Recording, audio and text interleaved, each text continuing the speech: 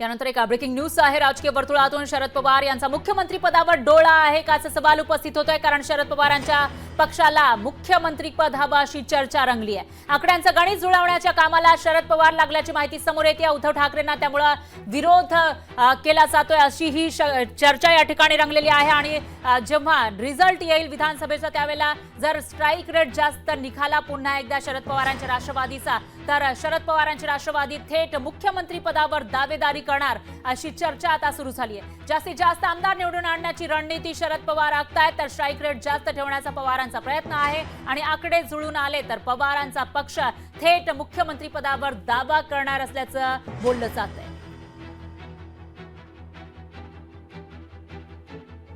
महाविकास आघाडीमध्ये प्रत्येकालाच मुख्यमंत्री बनायचंय।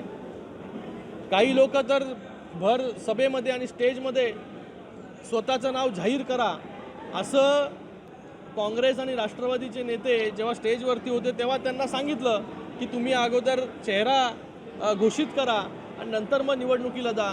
त्या लोकांनी काय रिप्लाय दिला की वरिष्ठ नेत्यांना आम्ही विचारू। आता वरिष्ठ नेते म्हणजे कोण हे तुम्हाला आता माहिती पडलं असेल की कोणाच्या सांगण्यावरून सगळ्या गोष्टी वरिष्ठ कोण बसले दिल्लीमध्ये। तर मला वाटतं आता परिस्थिती जी आहे की अगोदर ज्या प्रकारे महायुतीमध्ये त्यांना स्थान होतं ते आता लोक पाहत आहेत की कशी परिस्थिती जी आहे ही त्यांची झालेली आहे।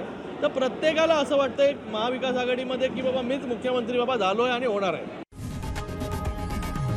लोकशाही मराठी ऐका, पहा, जागरूक रहा।